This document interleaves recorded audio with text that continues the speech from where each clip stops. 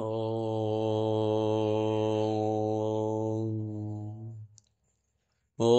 नमो भगवते वासुदेवाय। ॐ नमो नारायणाय। श्रीमन्नारायणीयं दशकं 13 श्लोका 3। अहो आरण्यः अहो आरण्यः अयं मृग अहो आरण्योऽयं मृग अहो आरण्योऽयं मृग इति हसन्तं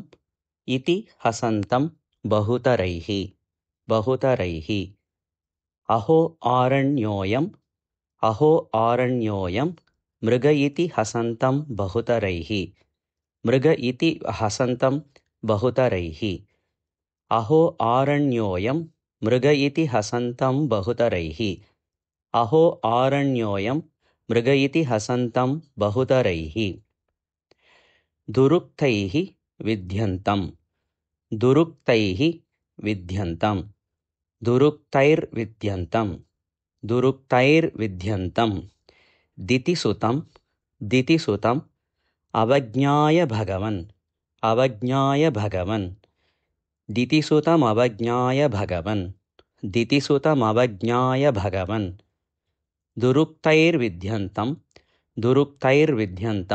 दितिसुतं अवज्ञाय भगवन् दितिसुतमवज्ञाय भगवन् दुरुक्तैर्विध्यन्तं दितिसुतमवज्ञाय भगवन् दुरुक्तैर्विध्यन्तं दितिसुतमवज्ञाय भगवन् अहो आरण्योऽयं मृग इति हसन्तं बहुतरैः दुरुक्तैर्विध्यन्तं दितिसुतमवज्ञाय भगवन् अहो आरण्योऽयं मृग इति हसन्तं बहुतरैः दुरुक्तैर्विध्यन्तं दितिसुतमवज्ञाय भगवन् महीं दृष्ट्वा दंष्ट्रा शिरसि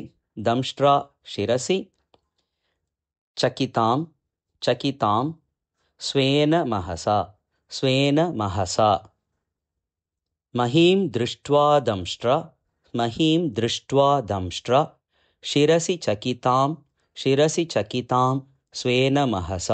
स्वेन महसा महीं दृष्ट्वा दंष्ट्रा शिरसि चकितां स्वेन महसा महीं दृष्ट्वा दंष्ट्रा शिरसि चकितां स्वेन महसा पयोधौ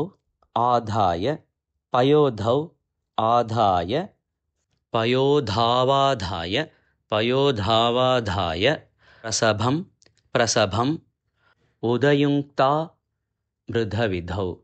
उदयुङ्क्ता मृधविधौ पयोधावाधाय प्रसभमुदयङ्क्ता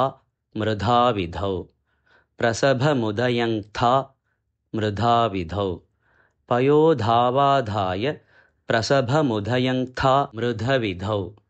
पयोधावाधाय प्रसभमुदयङ्क्ता मृधविधौ महीं दृष्ट्वा दंष्ट्रा शिरसि चकितां स्वेन महसा पयोधावाधाय प्रसभमुदयुङ्क्ता मृधविधौ महीं दृष्ट्वा दंष्ट्रा शिरसि चकितां स्वेन महसा पयोधावाधाय प्रसभमुदयुङ्क्ता मृधविधौ अहो आरण्योऽयं मृग इति हसन्तं बहुतरैः दुरुक्तैर्विध्यन्तं दितिसुतमवज्ञाय भगवन् अहो आरण्योऽयं मृग इति हसन्तं बहुतरैः दुरुक्तैर्विध्यन्तं दितिसुतमवज्ञाय भगवन् महीं दृष्ट्वा दंष्ट्रा शिरसि चकितां स्वेन महसा पयोधावाधाय प्रसभमुदयुङ्क्ता मृधविधौ महीं दृष्ट्वा दंष्ट्रा शिरसि चकितां स्वेन महसा पयोधावाधाय प्रसभमुदयुङ्क्ता मृधविधौ अहो आरण्योऽयं मृग इति हसन्तं बहुतरैः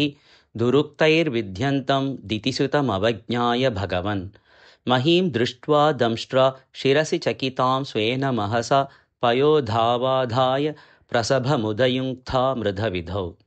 अहो आरण्योऽयं मृग इति हसन्तं बहुतरैः दुरुक्तैर्विध्यन्तं दितिसुतमवज्ञाय भगवन् महीं दृष्ट्वा दंष्ट्रा शिरसि चकितां स्वेन महसा पयोधावाधाय प्रसभमुदयुङ्क्ता मृधविधौ अहो आरण्योऽयं मृग इति हसन्तं बहुतरैः दुरुक्तैर्विध्यन्तं दितिसुतमवज्ञाय भगवन् महीं दृष्ट्वा दंष्ट्रा शिरसि चकितां स्वेन महसा पयोधावाधाय प्रसभमुदयुङ्क्ता मृधविधौ अहो आरण्योऽयं मृग इति हसन्तं बहुतरैः दुरुक्तैर्विध्यन्तं दितिसुतमवज्ञाय भगवन् महीं दृष्ट्वा दंष्ट्रा शिरसि चकितां स्वेन महसा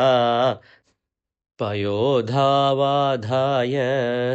प्रसभमुदयुङ्क्ता मृधविधौ